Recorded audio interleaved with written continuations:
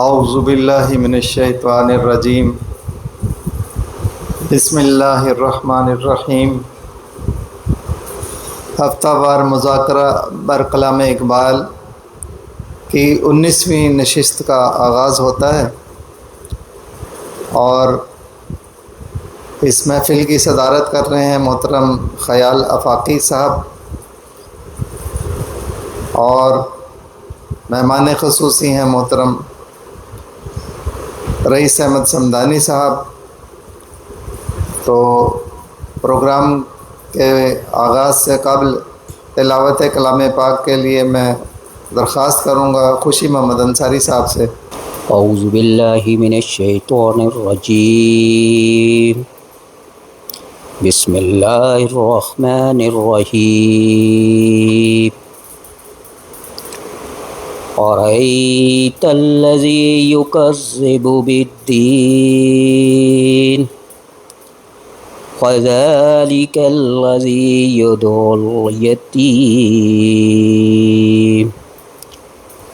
ولا يحض على طعام المسكين وويل للمصلين الذين هم عن صلاتهم ساهون الذين يراءون ويمنعون الماعون صدق اللہ العظیم۔ اب میں محترم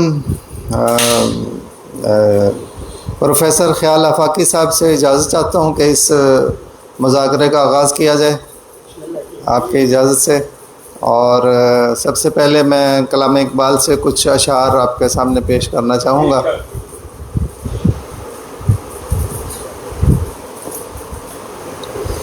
لوح بھی تو قلم بھی تو تیرا وجود الکتاب، گنبد آبگی نرنگ تیرے محیط میں حباب،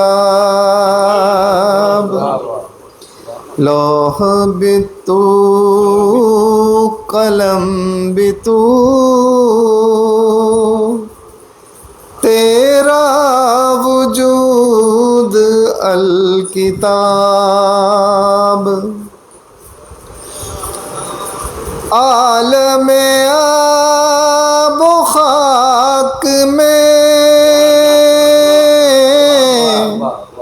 تیرے ظہور سے فروغ، عالم آب و خاک میں تیرے ظہور سے فروغ، ذرہ ریگ کو دیا تو نے طلوع آفتاب، ذرہ ریگ کو دیا تو نے طلوع آفتاب، شوکت سنجر و سلیم تیرے جلال کی نمود،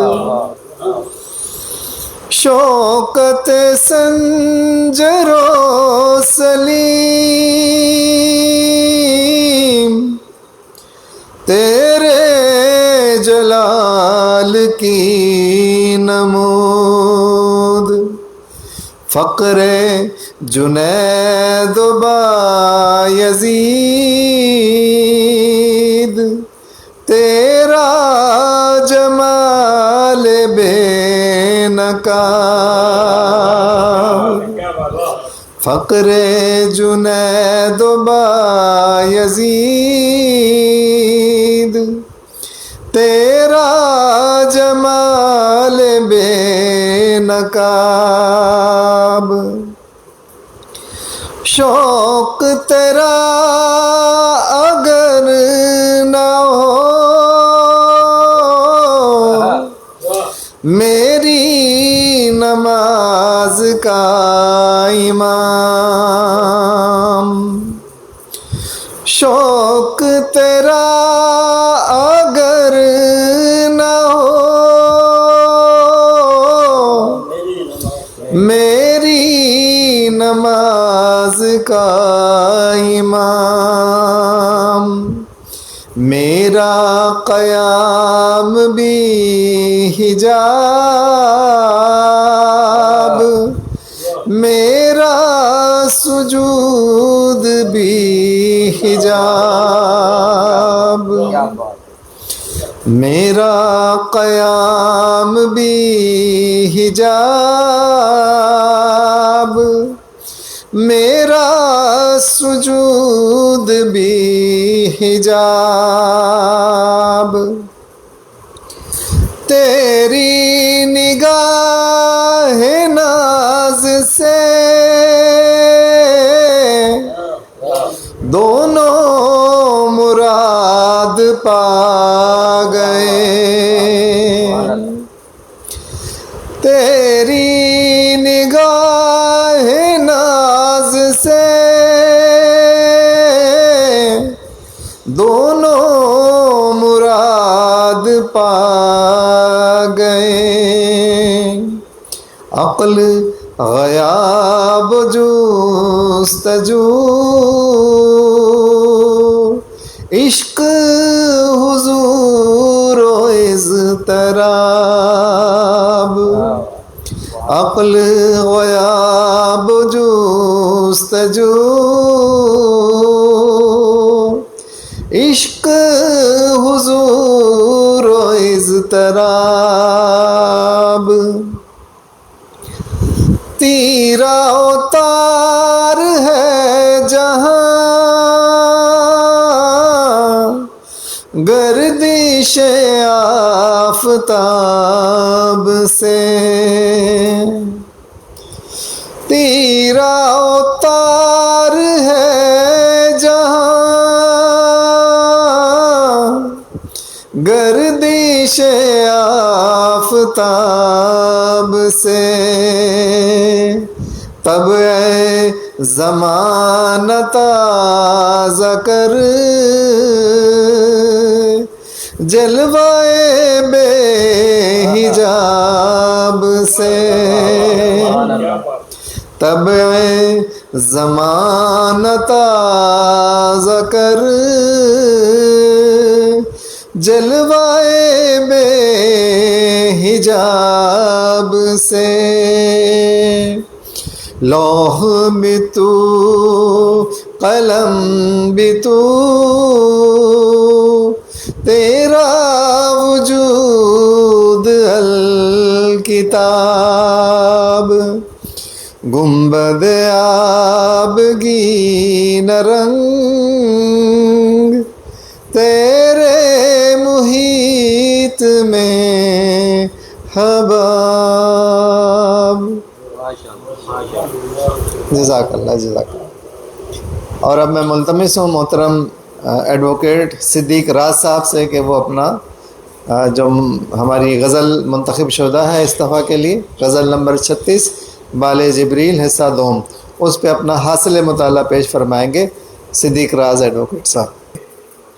قہاری و غفاری و قدوسی و جبروت، یہ 4 عناصر ہوں تو بنتا ہے مسلمان، ان میں سے ایک عنصر بھی کم ہو جائے تو مسلمان کامیاب نہیں ہو سکتا۔ انسان کی کامیابیوں اور خوشحال زندگی گزارنے کے لیے بہت سارے علمی تقاضوں کی ضرورت ہوتی ہے اور اپنے مزاج اور فطرت میں تبدیلی لانا ضروری ہوتا ہے، اور یہ تاریخی حقائق بھی ہیں۔ اس غزل 36 میں علامہ اقبال کا ایک شعر ان کی اپنی زندگی کے حقائق سے وابستہ ہے۔ انہوں نے واضح کیا کہ وہ جن حالات سے گزرے ہیں ان میں واضح ہوا کہ ان کے ساتھ غیر مناسب سلوک کیا گیا، وہ ایسا ہے جو کہ ان کی کمزور فطرت اور سادگی کی وجہ سے بدسلوکی اور ظالمانہ انداز میں کرتے تھے، انہیں تکلیف دیتے تھے۔ اس لیے علامہ اقبال نے فرمایا کہ اگر کوئی ظلم یا بدمزگی کرنے کا خواہش مند نہیں ہوتا تو وہ خود کیسے بچتے، کیونکہ انہوں نے بظاہر ظلم کا مقابلہ کرنے کے لیے اور اس سے بچنے کے لیے اپنی طاقت کے ذریعے ان کو روک دیا تھا۔ اب انہوں نے ان کی زندگی میں بھی یہ انداز اپنایا ہے تاکہ خود کو محفوظ رکھ سکیں۔ اگلے شعر میں علامہ اقبال نے واضح کیا کہ ان کی سادگی اور خوشحالی کی فطرت انہیں بار بار مجبور کرتی ہے، جو وہ محسوس کرتے رہے کہ محفل میں ابھی ان کے ہمدرد اور ان کے تکالیف کے شناسہ موجود ہیں۔ اس کے بعد انہوں نے ان کے مخالفین اور دشمنوں کے بارے میں کہا کہ دشمن کی فطرت اور غیر مناسب سلوک کی وجہ سے آگ ان کے گھر کو برباد کر سکتی ہے۔ مزید یہ کہا کہ اگر تو سچائی پر عمل پیرا نہ ہو اور تیرا مزاج سچائی پر مشتمل نہ ہو، پھر ساقی یعنی احباب سے کوئی شکایت باقی نہیں رہ جاتی۔ اس بارے میں علامہ اقبال کا شعر، عمل سے زندگی بنتی ہے جنت بھی جہنم بھی، یہ خاکی اپنی فطرت میں نہ نوری ہے نہ ناری ہے۔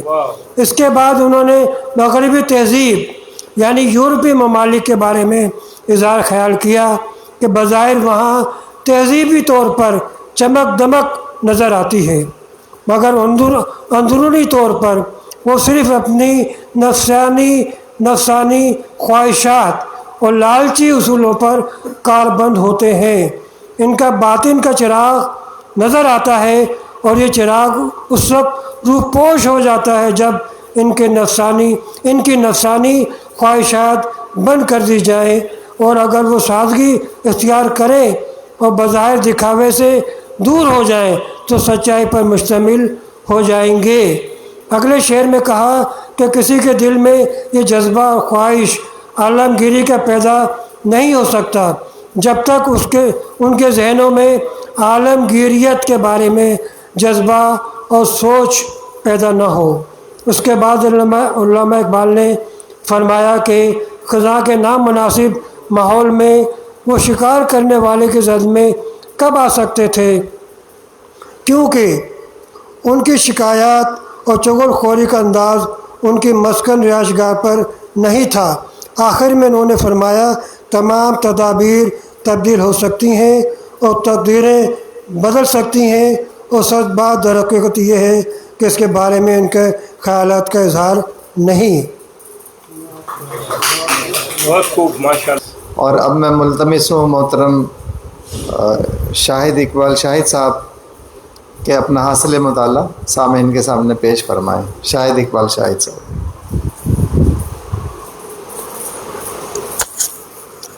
بسم اللہ الرحمن الرحیم۔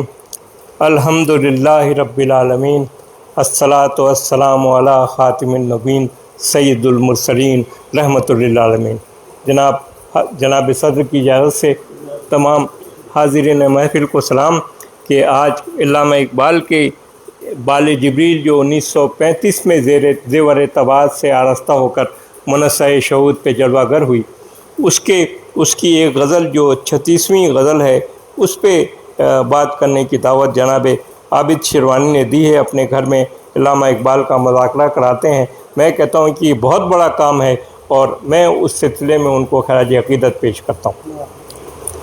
علامہ اقبال نے بال جبریل حصہ دوم میں جو ان کا مجموعی نقطہ نظر ہے وہ ہے عشق حقیقی اور خود کی پہچان اور فرنگیوں کی جو ہے وہ چکا چوند روشنی اور دکھاوے کی بڑائی سے اجتناب کرنا، یہ علامہ اقبال کی بال جبریل کا محاصل ہے۔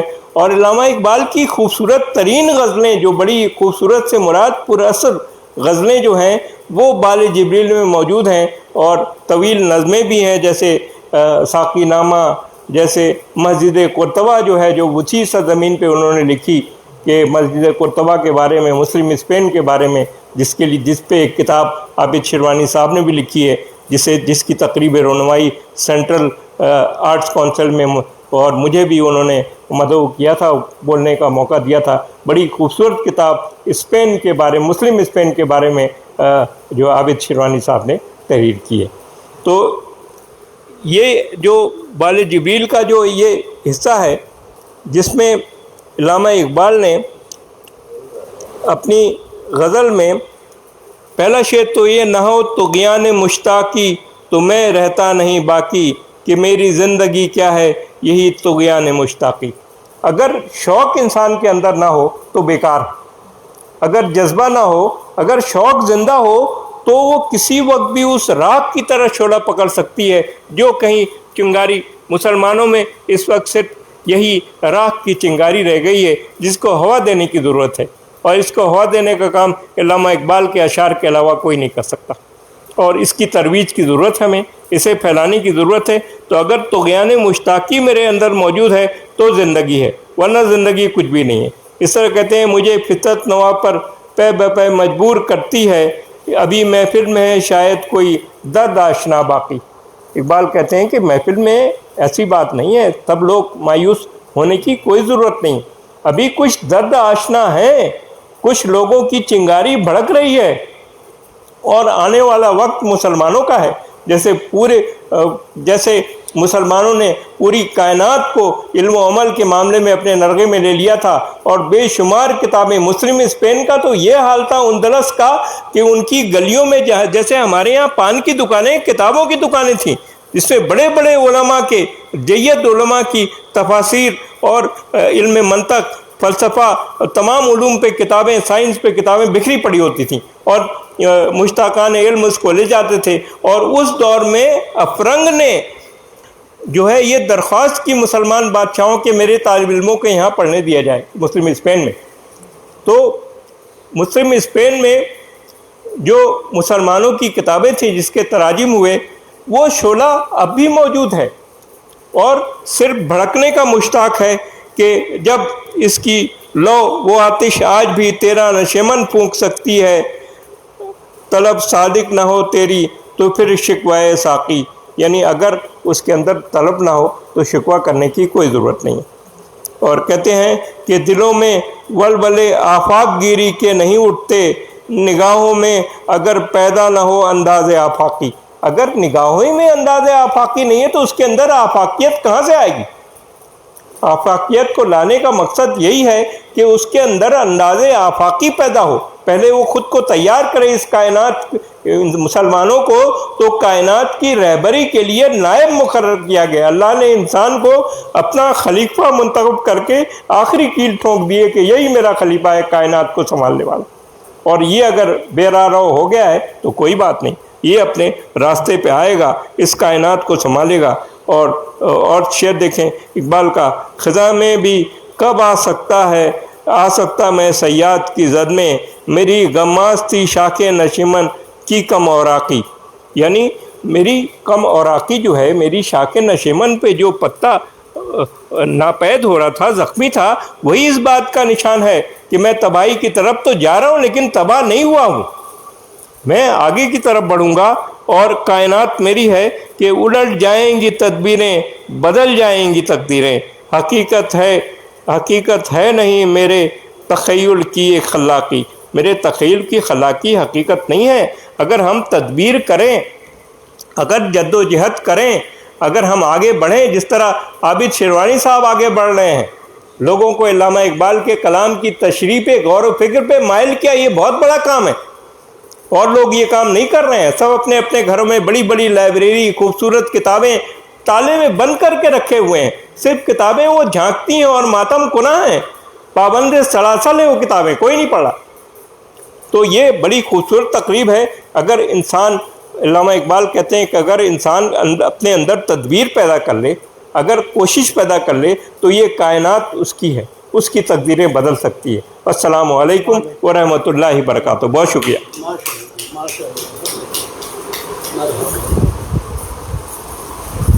جزاک اللہ.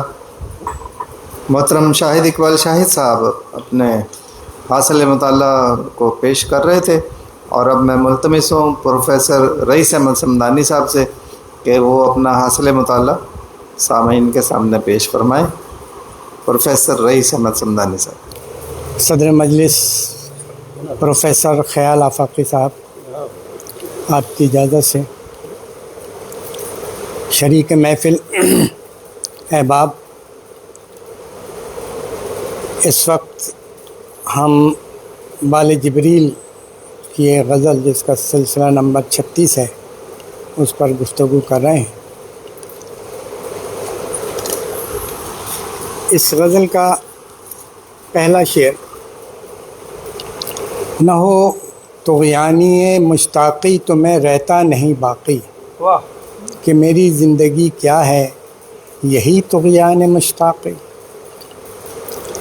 طغیان کا مطلب ہے جوش، شدت، آرزو، طوفان، اور طغیان مشتاقی عشق کا طوفان۔ اقبال کا کہنا ہے کہ میرے اندر عشق حقیقی یعنی اللہ تعالیٰ سے محبت اور عشق کا طوفان ٹھاٹے مار رہا ہے، مچل رہا ہے۔ یہی عشق اور محبت اگر میری زندگی میں باقی نہ رہے تو میری زندگی کا کوئی مقصد باقی نہیں رہتا۔ اقبال کے خیال میں اگر انسان میں سچی طلب نہ ہو تو ایسی کیفیت میں اللہ تعالیٰ سے محرومی کا شکوہ کرنا بے سود ہے۔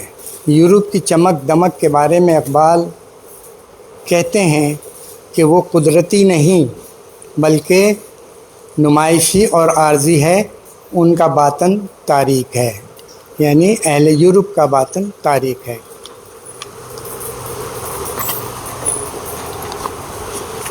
دوسرا شعر ہے: مجھے فطرت نوا پر پے بپے مجبور کرتی ہے، ابھی محفل میں ہے شاید کوئی درد آشنا باقی۔ اقبال کے اس شعر میں اقبال کا کہنا ہے کہ فطرت یعنی جبلت اور طبعی کیفیت انہیں نغمہ سرائی یعنی شاعری پر بار بار اکسا رہی ہے، مجبور کر رہی ہے۔ یہ کیفیت مجھے بتا رہی ہے کہ محفل میں شاید ابھی کوئی درد آشنا یعنی درد دل رکھنے والا موجود ہے۔ اقبال کے خیال میں ان کی یہ صورتحال جس میں انہیں بار بار یہ کہا جا رہا ہے کہ وہ شعر کہنے کی مشق کو جاری و ساری رکھیں، ان کا خیال ہے کہ ابھی ان کی شاعری ان کی سوچ اور فکر سے مستفید ہونے والے، فائدہ اٹھانے والے موجود ہیں، چنانچہ وہ اپنی اس کیفیت کے باعث شاعری کے ذریعے مثبت پیغام دینے کا سلسلہ جاری و ساری رکھیں گے۔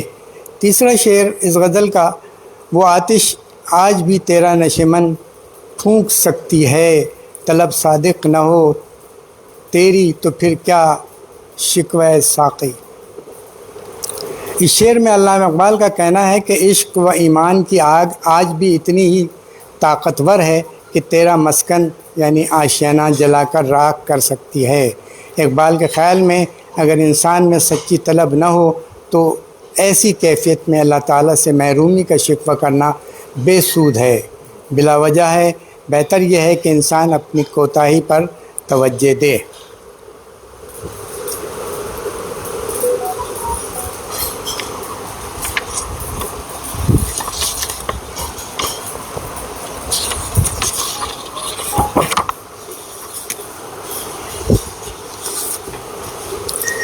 نہ کر افرنگ کا اندازہ اس کی تابناکی سے، کہ بجلی کے چراغوں سے ہے اس جوہر کی براقی۔ اقبال اس شعر میں اہل مغرب کا ذکر کرتے ہیں۔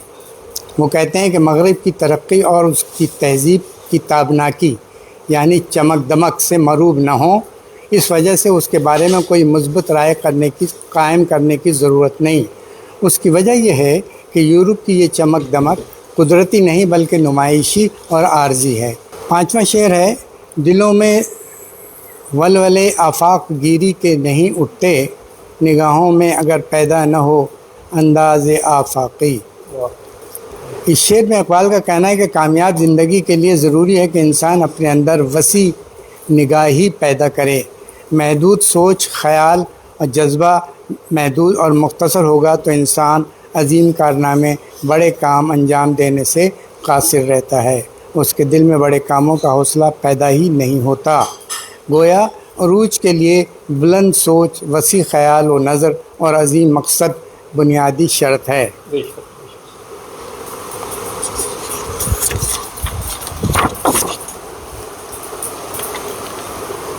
چھٹا شعر اس غزل کا خزاں میں کب آ سکتا تھا میں صیاد کی زد میں، میری غمازی تھی شاخ نشیمن کی کم اور آقی۔ اس شعر میں علامہ ایک پرندے کی مثال دے رہے ہیں کہ جس میں پرندہ کہہ رہا ہے کہ موسم خزاں کے باعث آشیانے پر یا مسکن کی شاخیں پتجھڑ کے باعث بہت کم تھیں، اس لیے شکاری کو میرا آشیانہ دکھائی دے گیا۔ اقبال کہتے ہیں کہ برا ہو اس شاخ کا جو پتجھڑ کی زد میں تھی اور اس پر پتے بہت کم بلکہ نہ ہونے کے برابر تھے، جس کے باعث میرا گھونسلہ شکاری کو صاف دکھائی دے گیا اور پرندہ شکاری کے ہاتھ چڑھ گیا۔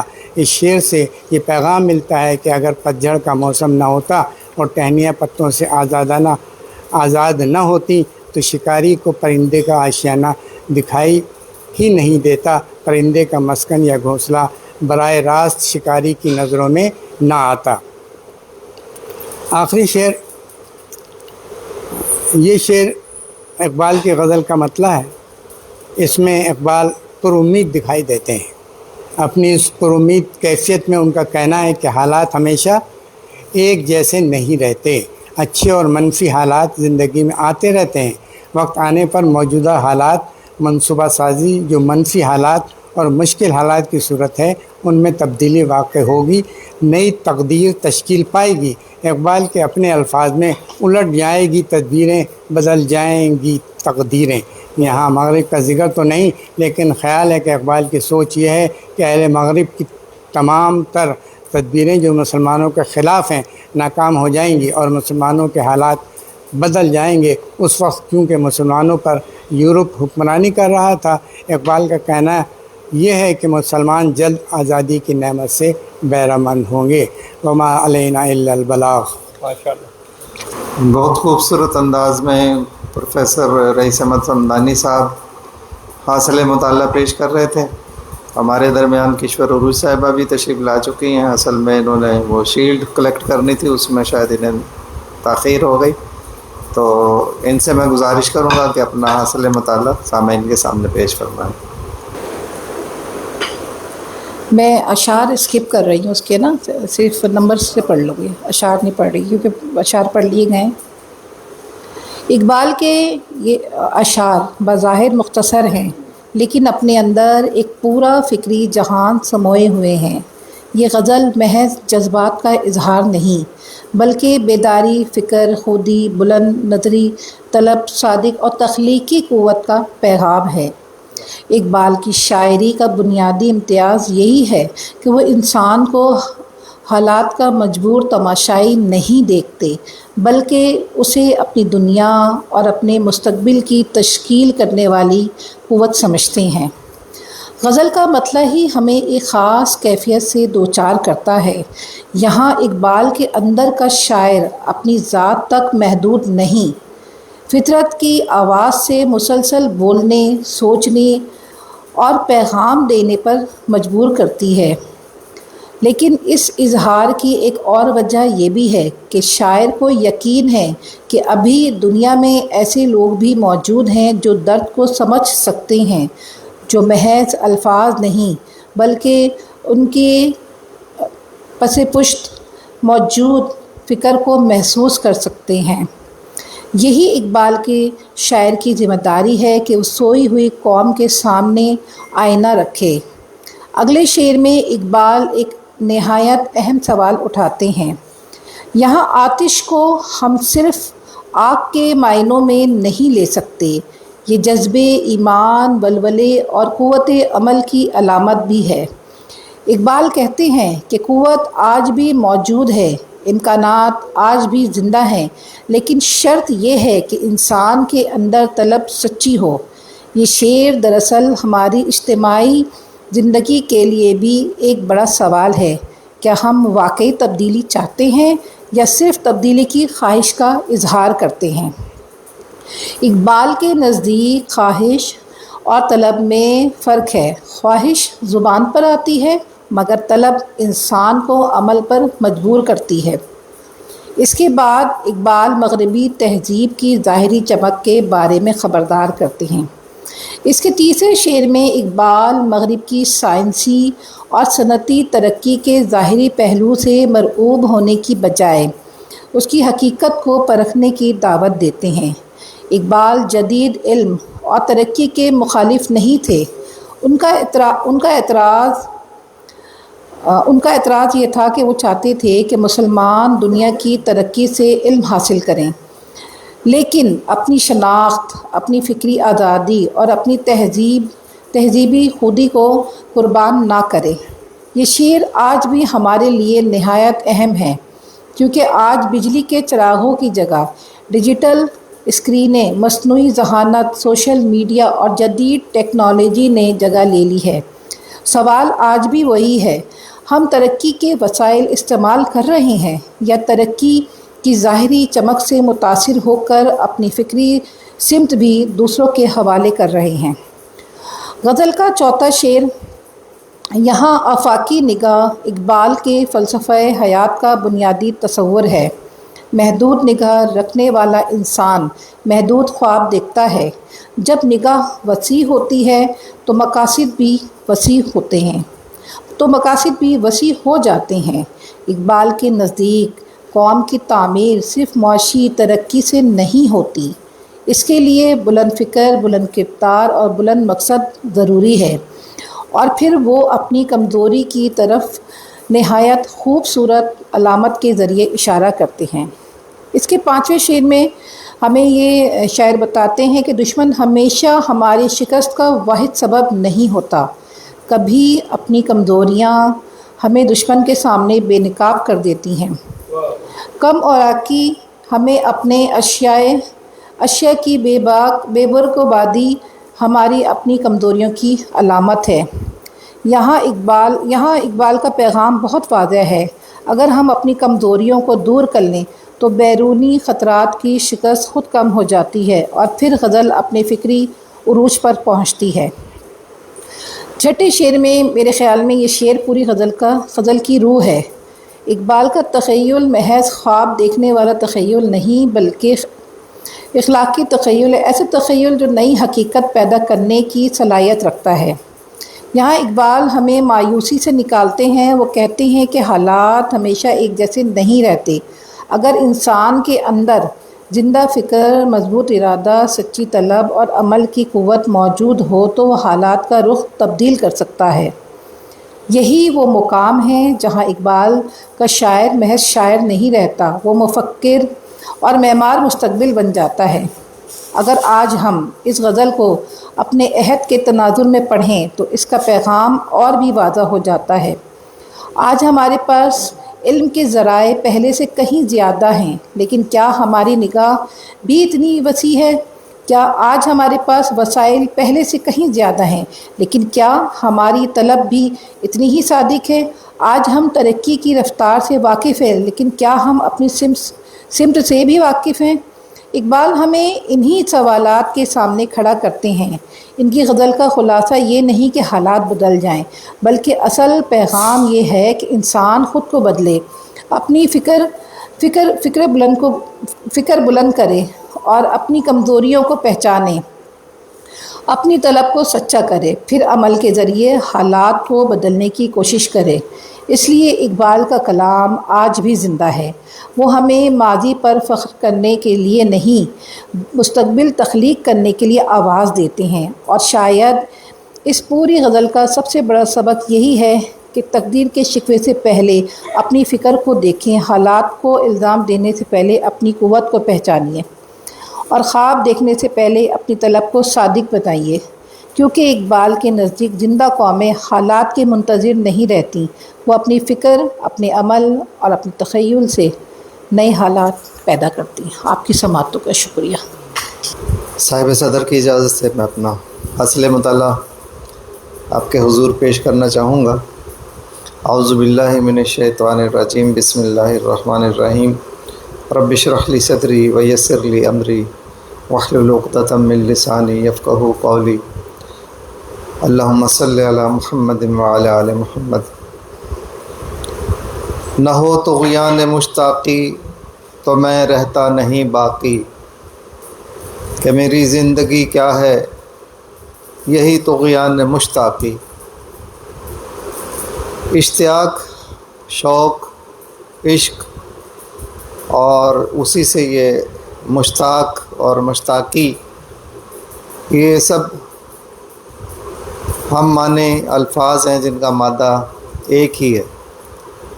और इसमें यह है कि सच्ची लगन, सच्ची मोहब्बत और सच्चे जोश, सच्चे जज्बे से किसी काम में लग जाना। गो के इश्क और मोहब्बत वैसे ही इंसान को एक तूफ़ानी, हैजानी कैफियत में मुब्तला कर देता है, लेकिन उसको मज़ीद मौक़त करने के लिए यहाँ पे तुग़यान का लफ्ज़ डॉक्टर अल्लामा मोहम्मद इकबाल ने इस्तेमाल किया है कि मुश्ताकी के अंदर फिर जो है वो तुग़यानी को जमा किया गया। और तुग़यानी क्या है कि किसी भी चीज़ के अंदर, जैसे समंदर है या दरिया है, तो वो अपने बिल्कुल समझे कि किनारों तक पहुँच जाए और किनारों से भी बाहर निकलने की जो एक उसकी कैफियत होती है, तो ये तुग़यानी होती है। यानी कि वो अपने पोटेंशियल से बढ़कर कुछ अमल दरामद करे। जो अल्लाह तबारक व तआला ने उसके अंदर क़ुव्वत कार रखी भी है, जोश रखा हुआ है, जज्बा रखा है, उसको बरूए कार लाए और समझें कि अपना जो है वो 100% या उससे भी ज़्यादा डिलीवर करने की वो फ़िक्र करे।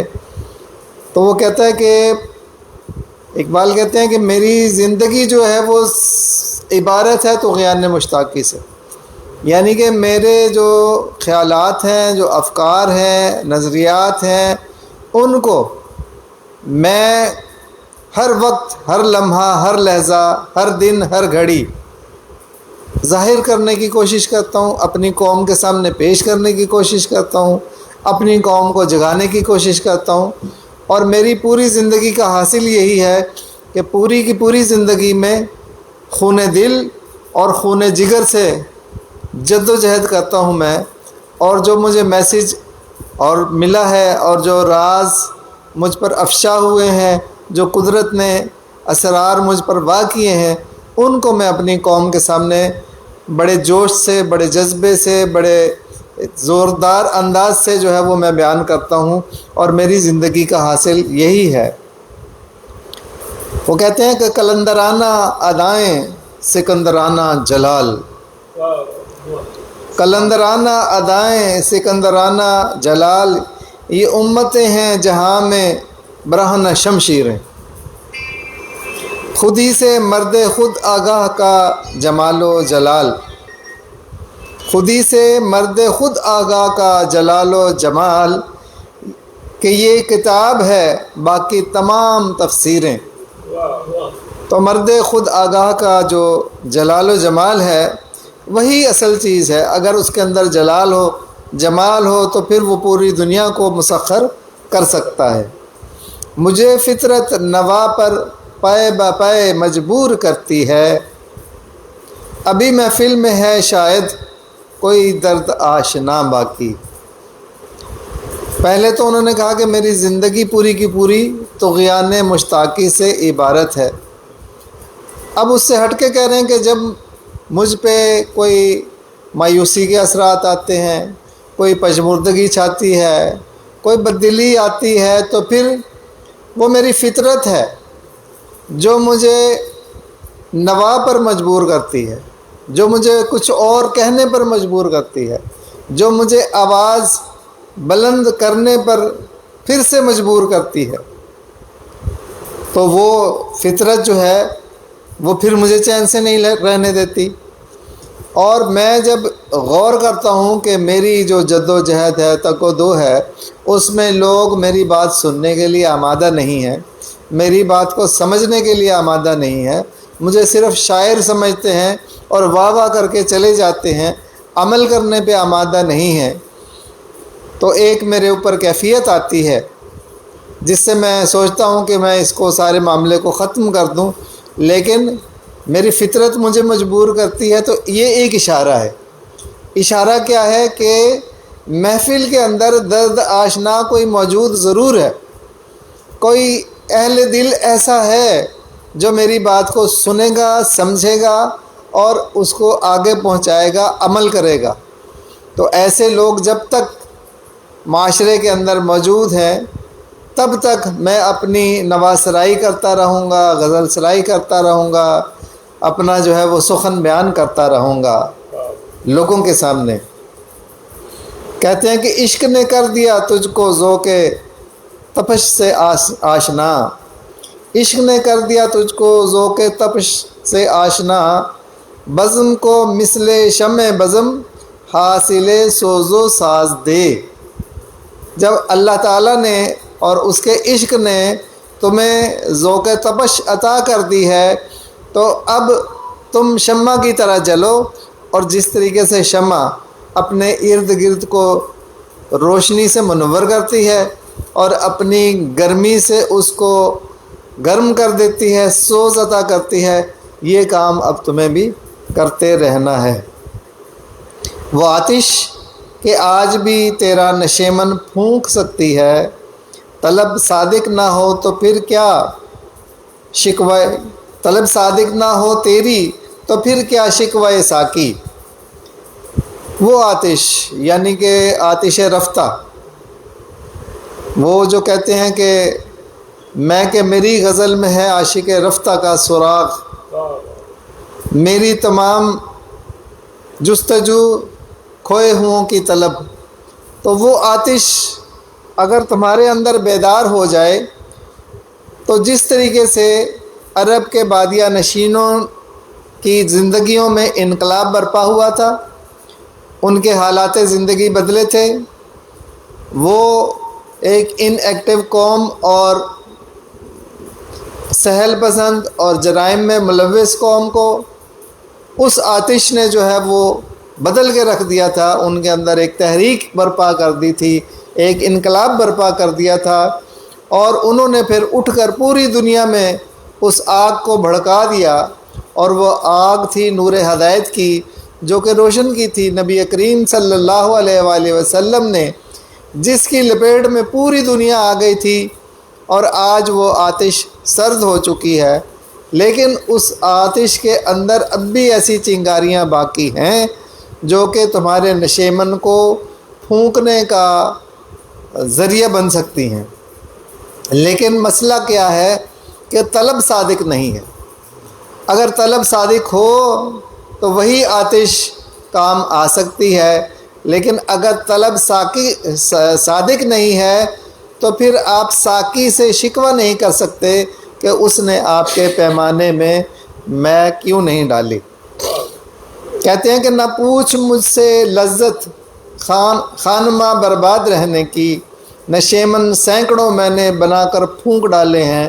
اور یہ نشیمن کون سے پھونکے جاتے ہیں کہ جو انسان سہل پسند ہو جائے، جو اپنے گھر میں محدود ہو جائے، جو کسی تحریک کے لیے آمادہ نہ ہو، جو کسی انقلاب کے لیے گھر سے نہ نکلنا چاہتا ہو، تو ایسا نشیمن جو ہے وہ پھونک دینے کے لائق ہوتا ہے۔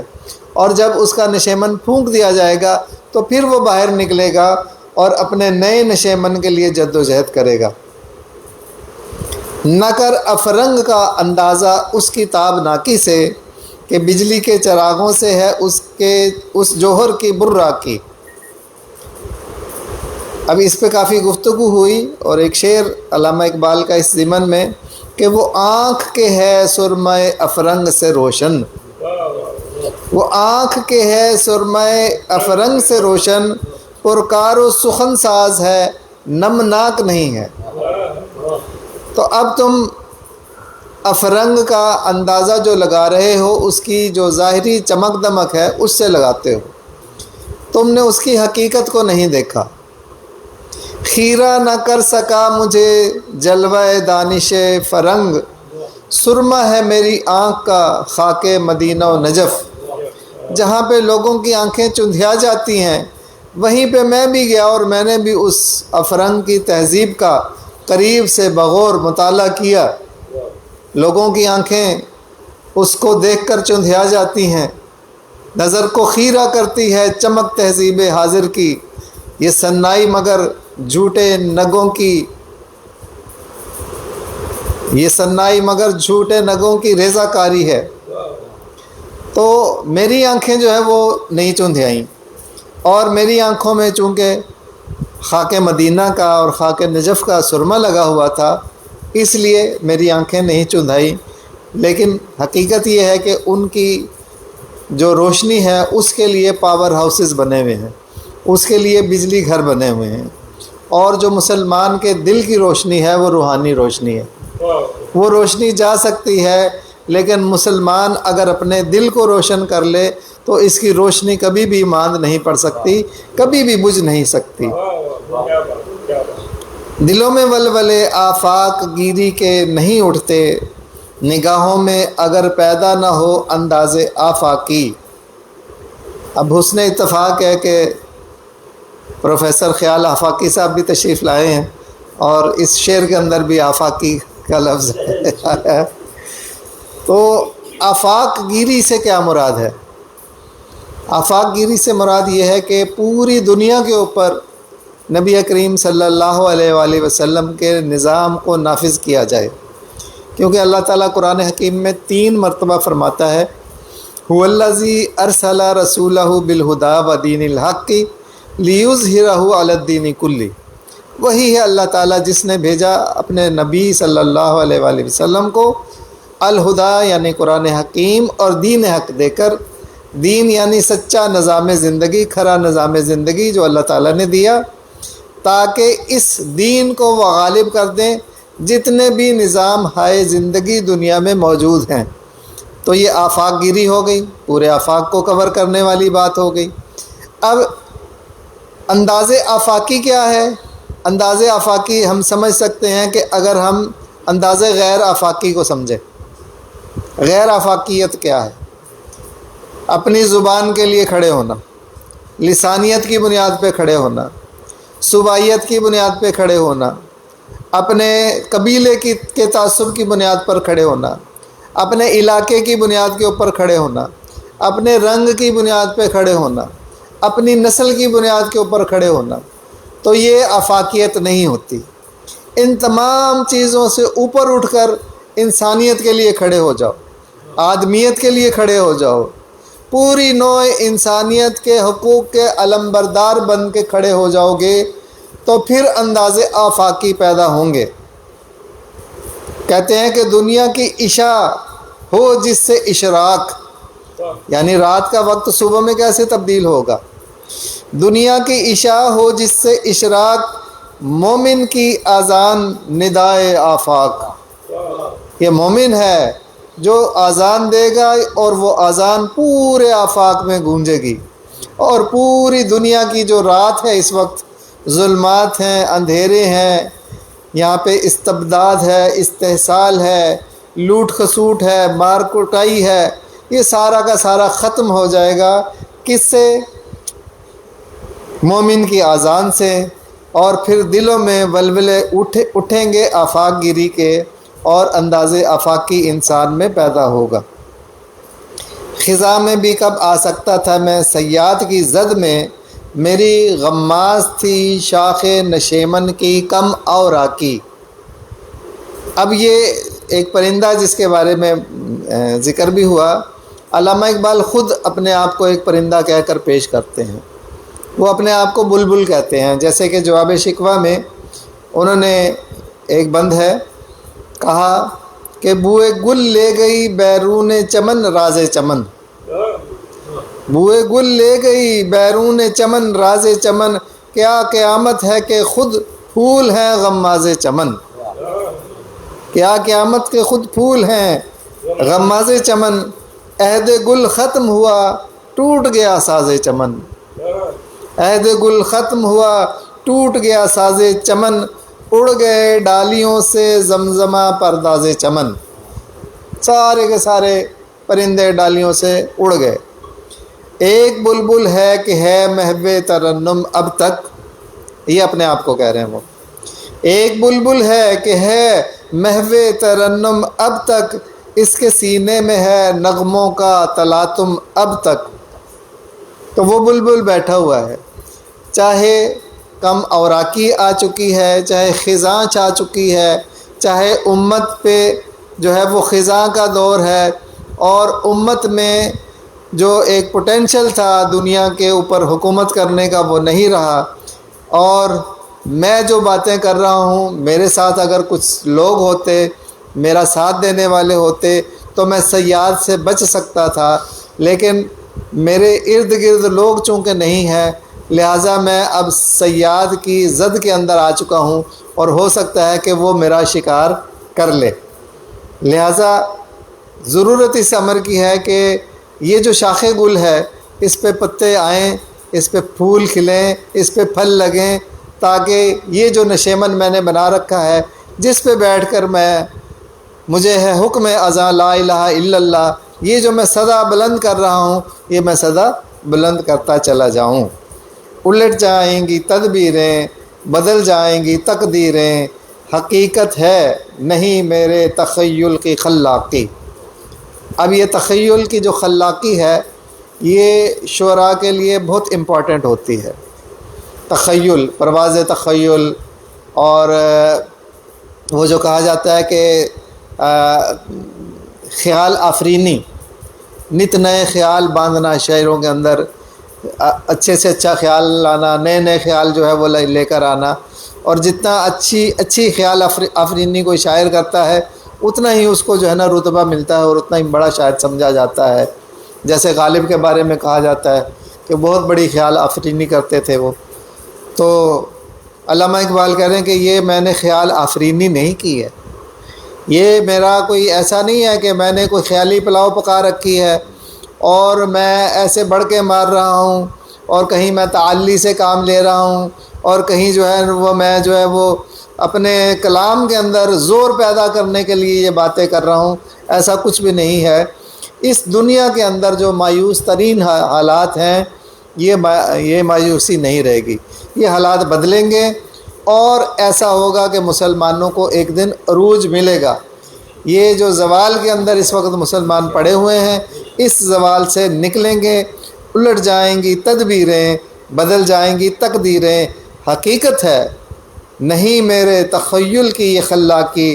وہ کہتے ہیں جواب شکوہ کا آخری بند، عقل ہے تیری سپر عشق ہے شمشیر تری، عقل ہے تیری سپر عشق ہے شمشیر تری، میرے درویش خلافت ہے جہانگیر تیری، ما سوی اللہ کے لیے آگ ہے تکبیر تیری، تو مسلمان ہو تو تقدیر ہے تدبیر تیری، کی محمد سے وفا تو نے تو ہم تیرے ہیں، یہ جہاں چیز ہے کیا لوح و قلم تیرے ہیں۔ بہت شکریہ۔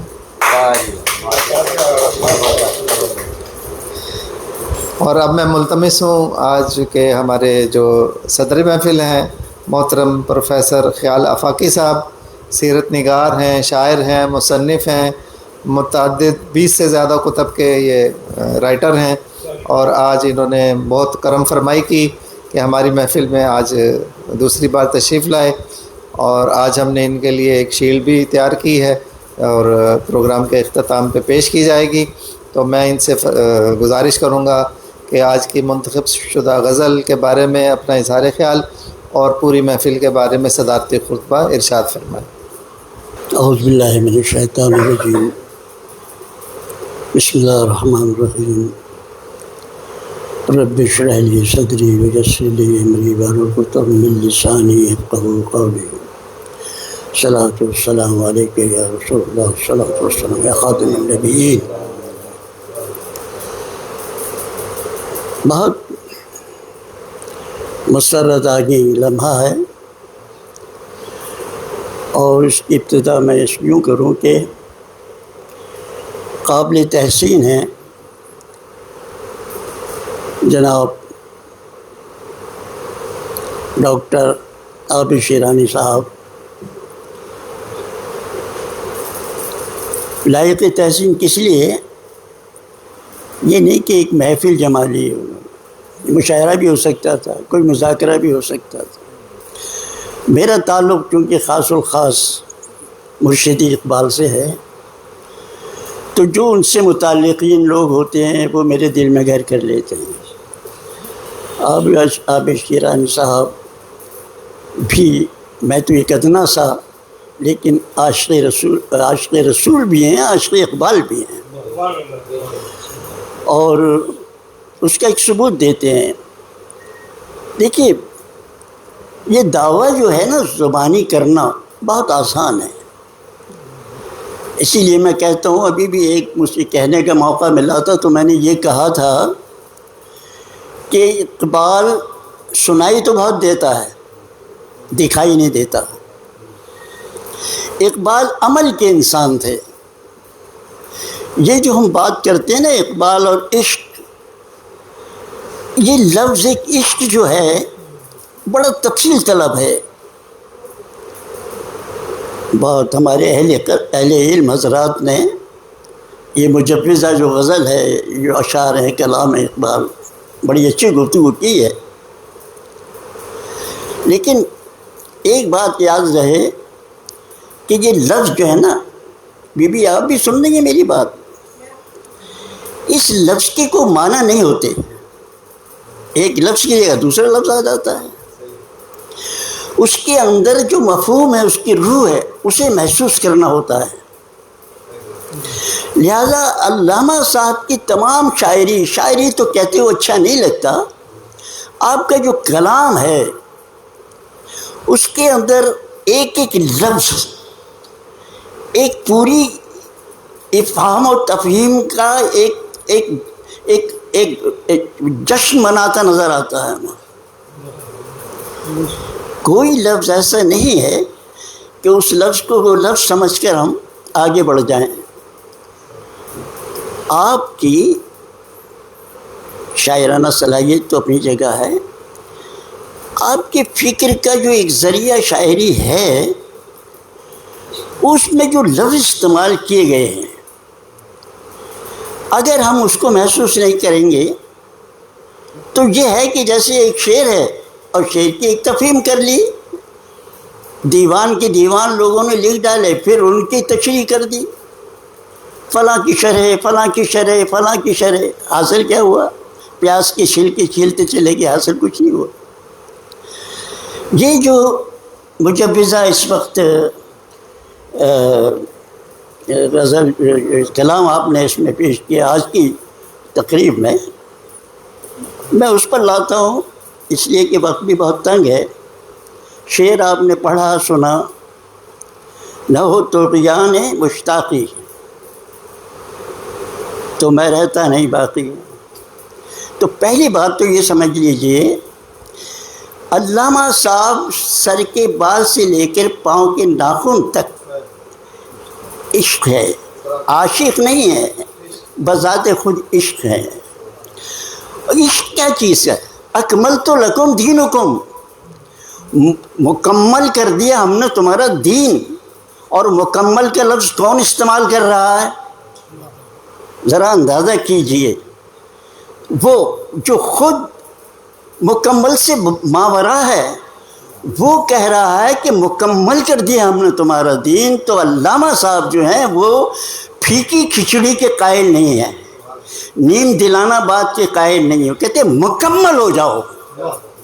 طغیان کے لفظ جو لائیں خاص طور پر یہاں، پرجوش طوفان، موجیں ٹھاٹے مارتی موجیں، اس کو تو آپ کہہ سکتے ہیں کہ یہ میرا جذبہ عشق ہے، ورنہ زبانی جمع خرچ کوئی چیز نہیں ہے نا. میں تھوڑا سا ذائقہ بدلنے کے لیے بات کر رہا ہوں کہ ایک خاتون اور ایک ان کے برعکس دونوں کا رشتہ ہو چکا تھا، لیکن ابھی شادی کی نوبت نہیں آئی تھی. تو وہ ایک سفر کر رہے تھے ٹرین سے. تو اس نے پوچھا خاتون نے کہ تم یہ بتاؤ، پہلے میاں بیوی بن کے ہم گزاریں گے، مجھے زندگی بھر محبت کرو تو مجھے بتاؤ کتنی محبت کرتے ہو. انہوں نے کہا میں تمہاری خاطر جان دے سکتا ہوں. یہ کہہ کے وہ خاموش ہو گئے. اسے بڑا ناگوار گزرا کہ اس نے مجھ سے تو پوچھ لیا، خود نہیں بتایا. خاتون سے پوچھا تم مجھے کتنا چاہتی ہو؟ اس نے دروازہ کھولا، کود گئی. تو یہ میں نے ایک عامیانہ سی بات کی، لیکن اس کے اندر مفہوم بڑا ہے کہ ایک ہے زبانی جمع خرچ. علامہ صاحب کے دور میں کم عاشقین نہیں تھے، وہ عاشقین بھی تھے اور تماشبین بھی تھے. تو جناب یہ دیکھیں، بند کر دیں. تو یہ جو میں بات اس طرف آ گیا، تو کہتے ہیں کہ میری زندگی کیا ہے. تو علامہ اقبال تو ظاہر ہے کہ میں نے آپ کو جب بتایا کہ ان کی تمام زندگی ہماری عشق میں ڈوبی ہوئی ہے، لیکن عشق کو سمجھنا ضروری ہے، عشق کو سمجھنا ضروری ہے. علامہ صاحب ایک بہت بڑے مبلغ، بہت بڑے مفتی، اور یہ علامت ہے اللہ تعالیٰ کی، ایک نشانی ہے اقبال. آپ دیکھیں کہ ہمارے یہاں کتنے فرقے ہیں، ایک فرقہ دوسرے فرقے کی نماز کے پیچھے نماز نہیں پڑھتا. علامہ اقبال واحد شخصیت ہیں، ہر ایک ممبر پر، چاہے وہ دیوبندی ہو، بریلوی ہو، چکڑالوی ہو، شیعہ ہو، سنی ہو، کوئی بھی ہو، سب علامہ اقبال کے شعر پڑھ رہے ہیں، داڑھی گنڈے کے شعر پڑھ رہے ہیں. کیوں کہ انہوں نے اپنے آپ کو ثابت کیا کہ میں عاشق نہیں، میں مکمل عشق ہوں، مجھے اپنا لو. مجھے جس نے اپنا لیا وہ عاشق بن گیا، یہ نہیں کہ میں عاشق ہوں. لہٰذا میری زندگی کیا ہے؟ عشق کے بغیر، اشتیاق کے بغیر پھیکی کھچڑی ہے، کچھ بھی نہیں. فرماتے ہیں کہ جنہیں مجھے فطرت نوا، کیا ہے یہ؟ مجھے فطرت نوا پر پے نہ پے مجبور کرتی ہے. بڑا لطیف طنز کیا ہے اپنے دور کے لوگوں پر، بہت لطیف طنز. اگر وہ یہ کہتے تھے کہ مجھے تو کسی نے نہیں جانا پہچانا، میری بات کو کوئی سمجھتا ہی نہیں ہے، تو جھنجھلائی ہوئی بات ہو جاتی. بڑے لطیف انداز میں کہ کچھ تو ہیں، اس کا مطلب زیادہ نہیں ہے، کچھ ہیں جو میری بات کو سمجھ لیتے ہیں، میرے پیغام کو سمجھ لیتے ہیں، کچھ ہے. اور اسی کے اندر وہ بات موجود ہے کہ جو نہیں ہیں انہیں چاہیے کہ وہ میری بات کو سمجھیں، اس پر عمل کریں. اور عمل کیا ہے؟ وہی نا کہ جوش پیدا کرے، ایمانی جوش پیدا کریں. اکملت لکم دینکم، ہم نے مکمل کر دیا تمہارا دین، تو تم بھی مکمل مومن بن جاؤ، مکمل انسان بن جاؤ. کہنا وہ یہ چاہتے ہیں. کہتے ہیں جناب کہ وہ آتش آج بھی تیرا نشیمن پھونک سکتی ہے، طلب صادق نہ ہو تیری تو پھر کیا شکوہ ہے. تو اللہ میاں سے شکوہ کرنے بیٹھ جاتا ہے، مر گئے، لٹ گئے، ہم تو یہ تھے، ہم تو وہ تھے، ہم تو بڑے فاتح تھے، ہم نے تو یہ کیا تھا، ہم نے تو وہ کیا تھا. ہم خود علامہ کہ ہم نے گھوڑے دوڑا دیے تھے اور یہ کر دیا تھا، وہ کر دیا تھا، فلاں کر دیا تھا. بھائی بات سنیں آپ، وہ آج بھی ایسا کچھ ہو سکتا ہے، آج بھی ہو سکتا ہے. آپ رشتہ جوڑ لیں اس میں صرف شکوہ کرنے سے کیا ضرورت ہے کہ وہ آتش آج بھی تیرا نشے. تو اپنے اندر وہ آتش کیا ہے؟ وہی جذبہ. اور وہ جذبہ کیا؟ کون سا جذبہ؟ پاکستان کا مطلب کیا؟ لا الہ الا اللہ. پاکستان کا مطلب کیا؟ اللہ 2 دن کے بعد پھر سالگرہ منا رہے ہیں اس کی، سمجھے جناب؟ وہ اللہ کہیں آتا ہے پاکستان میں آپ کچھ؟ خیر بات کیسے اور چلی جائے گی. تو کہنے کا مطلب یہ ہے کہ وہ کہ آج بھی تیرا نشیمن سے مراد تیری قوم، تیری ملت، تیرا ماحول، تیرا معاشرہ اور تیری خیالات، تیری فکر. آپ نشیمن کو چاروں طرف لے سکتے ہیں. اس لیے میں نے پہلے عرض کیا تھا کہ کسی لفظ کے وہ معنی کبھی نہیں ہوتے، اور اس لفظ کی جگہ دوسرا لفظ بھی لائیں گے تو وہ بھی لفظ ہوگا، مفہوم نہیں ہوگا. مفہوم آپ کو محسوس کرنا ہوتا ہے، لفظوں کے ذریعے کسی لفظ کی تشریح نہیں ہو سکتی. تو لہذا آگے بڑھیں تو یہ ہے کہ نہ کر فرنگ کا اندازہ اس کتاب نہ کسی، یہ اکثر بیشتر پورے کلام میں آپ کے بس زبور میں، اس میں سب میں موجود ہے کہ یہ جو مغرب پرستی ہے اس دور میں جو اچانک ظاہر ہے مشرق کہاں جا رہا تھا، مغرب کہاں جا رہا تھا. ان کی قوم جو ہے، ان کے نوجوان خاص طور پر بھاگ رہے تھے، وہ سمجھ رہے تھے کہ ترقی یافتہ تو وہ لوگ ہیں، کامیاب لوگ تو وہ لوگ ہیں، ہم تو پیچھے رہ گئے. تو ایسا نہیں ہے. علامہ صاحب آپ کو معلوم ہے ایک بنیان بندے تحمد بان، وہ تو اس دیکھی کیا کہنا چاہیے اس کو، جو فیشن پرستی جو ہوتی ہے اس کی قائل ہی نہیں تھے، حقیقت پسند تھے. اور کیسے حقیقت پسند تھے ذرا خود سوچیں آپ. وہ تو یہ کہتے تھے نا بھائی میرے سیدھی بات ہے، آپ کس کی امت میں سے ہیں؟ ایک مکان تو بتا دیں ان کا، ایک محل تو بتا دیں، محل تو چھوڑ دیجئے کہ ایک پختہ مکان تو بتا دیں آپ کی پورے سرزمین پر. جب ان کا کوئی مکان نہیں ہے تو آپ مغرب کی طرح جہاں بلڈنگیں بنانے کے چکروں پھر رہے. بلڈنگیں بنائیں، آپ پہلے خود کو بنائیں. جب آپ نے خود سازی کر لی تو خدا آپ کو ہر میدان میں کامیاب کر دے گا.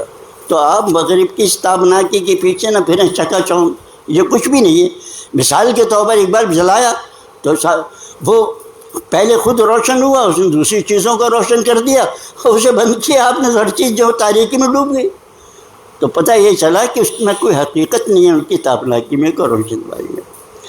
تو جناب یہ ہے کہ دلوں میں ولولے آفاق گیری کے ابھی بات آپ کر رہے تھے، بڑی اہمیت کی بات ہے. اس پورے کلام میں جو انتہا سے زیادہ محسوس کرنے والی چیز ہے وہ یہی ہے.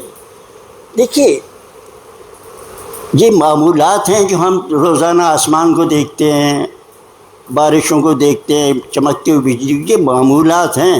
اگر یہ معمولات نہ ہوں تو حیرت میں پڑ جائیں آپ. ذرا غور سے دیکھیں تو آسمان کو، دور تک پھیلا ہوا ہے نیل وہ آسمان. روز سورج نکلتا ہے، روز ڈوب جاتا ہے. کہاں سے آتا ہے اس کا؟ کوئی واپڈا کمپنی نے تو لے کے رکھا اس کا ٹھیکہ. کیسے چلا جاتا ہے، کیسے ڈوبتا ہے، کیسے اوپر جاتا ہے، پھر ستارے آ جاتے ہیں، پھر رات چلی جاتی ہے، پھر دن نکل آتا ہے. تو یہ تمام چیزیں یہ غور و فکر کی بات ہے. تو تیزی نظر ان چیزوں کو دیکھتی ہی نہیں ہے. تو نے اس معمول بنا، رات کو سو گئے، صبح اٹھ گیا، اللہ اللہ خیر صلی اللہ. تو وہ بندہ جو ان چیزوں کو نہ سوچ سکے وہ تسخیر عالم کیا خاک کر سکے گا؟ اگر آپ کو تسخیر عالم کرنا ہے تو ان لوگوں سے پوچھو کہ انہوں نے پہلے اپنے اندر نگاہ پیدا کی. نگاہ مرد مومن سے بدل جاتی ہے تب، تو وہ نگاہ پیدا کی تب جا کے وہ عالمگیریت کے حامل بنے. اس کے بغیر کچھ نہیں ہوتا. اب اور ایک عام سی بات ہے، ایک چیز کو آپ نے دیکھا نہیں اسے حاصل کر سکتے ہیں آپ. ہاتھ اسی طرف تو بڑھے گا نا جس چیز کو آپ دیکھ رہے ہوں گے. جب آپ کی نظر میں قوت ہی نہیں ہے کہ اس کائنات کو پر غور کر سکیں، اسے دیکھ سکیں، تو اس کو حاصل کیا کریں گے، اس کی تصدیق کیا کریں گے، اس کو مسخر کیسے کریں گے آپ؟ ممکن ہی نہیں ہے آپ کی. ایک شعر اور ہے، کیا ہے یہ کیا ہے؟ جس طرح تیری اصلاح ہوتی. اچھا میں شعر پڑھیے گا. خزاں میں بھی کم آ سکتا تھا میں سیاد کی زد میں، میری غماز تھی شاخ نشیمن کی کم عورت تھی. وہ اصل میں یہ ہے کہ جب یہاں موسم خزاں سے وہ کہتے ہیں کہ بے سر و سامانی، اس وقت میں کسی کے پلے نہیں پڑا، اس وقت میں کسی کے زیر نہیں ہوا. آپ سمجھتے؟ جو میں نے وہی عرض کیا کہ اس وقت مجھے مشکل یہ پیش آ رہی ہے کہ یہ میرے یہ غزل جو خاص طور پہ جو غزل کہے، جو بھی کچھ کہے، وہ میرے معمولات میں نہیں رہے. اور آپ نے چنی بھی وہ ہے کہ پہلے میرا امتحان لے لیں آپ. تو خیر بہرحال وہ ہم اختتام پر پہنچ گئے. بقیہ حضرات نے بہت اچھی باتیں کی ہے. تو جناب کہنا چاہیے کہ طرح ہاں میں جہاں ایک یہ تو ہو گئی بات، یہ تو رسمی کارروائی تھی. مجھے ایک بات یاد آ رہی ہے، اگر آپ مجھے اجازت دیں 2-4 منٹ کی، کیونکہ 14 اگست ہے، لوگ اس کو آزادی کہتے ہیں. میں تو آج تک نہیں سمجھا کہ اس کو آزادی کیوں منایا جاتا ہے. یہ ایک پرچے میں نے امتحان کے پرچے میں دیکھا، جہالت کی انتہا، اس میں لکھا سوال کہ بتائیے پاکستان کس تاریخ کو آزاد ہوا تھا. اب بتائیے آپ پاکستان میں وجود نہیں، اس کی آزادی دے دی. تو ہمیں اصولاً تو پاکستان کا استقلال پاکستان منانا چاہیے تھا، اس کی سالگرہ منانا چاہیے. آزاد تو ہندوستان ہوا، آزاد تو ہندوستان ہوا انگریز کے تسلط سے.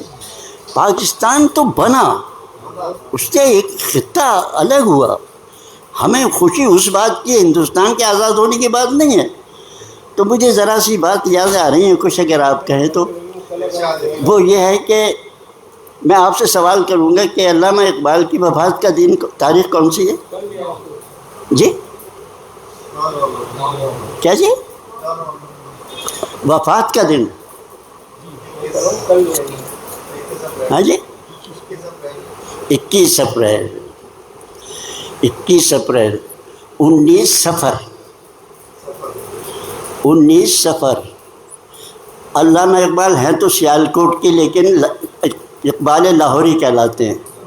لاہور میں اقبال 21 اپریل کو پیدا وفات پانے والا 19 صفر. وہاں جو ایک داتا گنج بخش حجویری 19 صفر کو ان کا عرس منایا جاتا ہے. آپ سمجھ رہے بات کو؟ اس ہندوستان میں، اس دیار ہند کے اندر پہلا شخص جس نے اسلام کو روشناس کرایا وہ داتا گنج بخش حجویری ہے. 19 صفر کو انہوں نے وفات پائی. 19 صفر کو اقبال نے وفات پائی. انہوں نے شروع کیا اسلام کی روشنی کو یہاں فروغ دینے کے لیے، اور دور جدید میں اقبال نے، اور دونوں کے مدفن جو ہے لاہور میں، دونوں کے مدفن لاہور میں ہے. ہندوستان میں پہلا مسلمان بادشاہ قطب الدین ایبک، اس کا مدفن بھی لاہور میں ہے. یہاں تک بات آپ کی سمجھ میں آ رہی ہے؟ پنڈت جواہر لال نہرو 1929 میں انہوں نے نہرو رپورٹ، جس میں اکھنڈ بھارت کی بات کی تھی، اس کے جواب میں قائد اعظم نے اپنے 14 نکات پیش کی. ٹھیک ہے. اور 1929 میں ہی نہرو نے لاہور میں کانگریس کے جلسے میں اس کا اظہار کیا پہلی مرتبہ کہ ہم انگریز سے آزادی، ہندوستان کی آزادی حاصل کریں گے، مذاکرات نہیں کریں گے. یہی ہے نا جی؟ ٹھیک ہے. 29 میں الہ آباد کے پنڈت جواہر لال نہرو نے لاہور میں آ کر، لاہور کے اقبال نے پنڈت جواہر لال کے شہر الہ آباد میں جا کر پاکستان کے لیے انتظار. اب یہ خدائی معاملہ چلا آ رہا ہے کہ نہیں چلا رہا؟ اس کے بعد بھی اگر کوئی یہ کہے کہ پاکستان میری اور آپ کی کوششوں سے بنا تو میں نہیں سمجھتا، میں اس کو خدائی ایڈ سمجھتا ہوں. یہ سارے اتفاقات آپ کے سامنے ہیں. اور پھر دوسری بات اور دیکھ لیجئے کہ پنڈت جواہر لال نہرو کا شہر جو کیا کہلاتا ہے؟ الہ آباد. الہ آباد. وہاں جا کر علامہ جو ہے کیا نعرہ لگاتا ہے کہ پاکستان کہہ رہا نا، تمہیں کیا نعرہ لگا کہ پاکستان کا مطلب کیا؟ لا الہ الا اللہ. تو یہ سارے اتفاقات آپ کو اس طرح توجہ دلاتے ہیں کہ پاکستان جو ہے وہ خدا داد ہے، خدا کا دیا ہوا تحفہ ہے.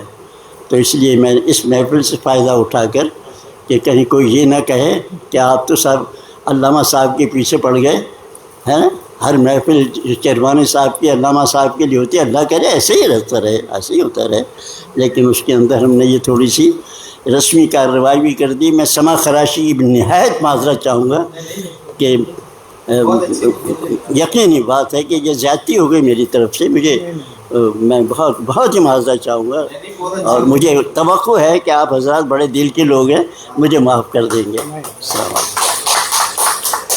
ماشاءاللہ یہ تھے جناب پروفیسر خیال آفاقی صاحب جو اپنا صدارتی خطبہ ارشاد فرما رہے تھے، اور بہت خوبصورت طریقے سے انہوں نے پاکستان کے بننے کی بات کی کہ پاکستان آزاد نہیں ہوا بلکہ یہ معرض وجود میں آیا، یہ دنیا کے نقشے پر ابھرا ہے۔ ایسا نہیں کہ یہ غلام تھا اور اس کی آزادی حاصل کی گئی ہے، آزاد پورا ہندوستان تو ہوا، لیکن حقیقت میں جو ہے وہ انڈیا کو ہم کہہ سکتے ہیں کہ وہ پہلے غلام تھا اور آزاد ہوا، لیکن پاکستان پہلے تھا ہی نہیں اور یہ معرض وجود میں آیا۔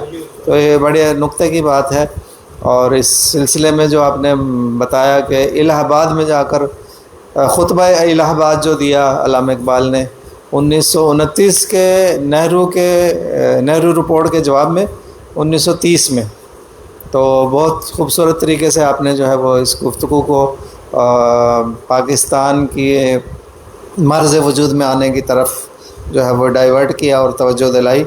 تو اس کے ساتھ ہی آپ کی اجازت سے اس محفل کے خاتمے کا اعلان کیا جاتا ہے۔ اب یہ ہے کہ نماز کے لیے تیار ہے اور محاضر بھی تیار ہے۔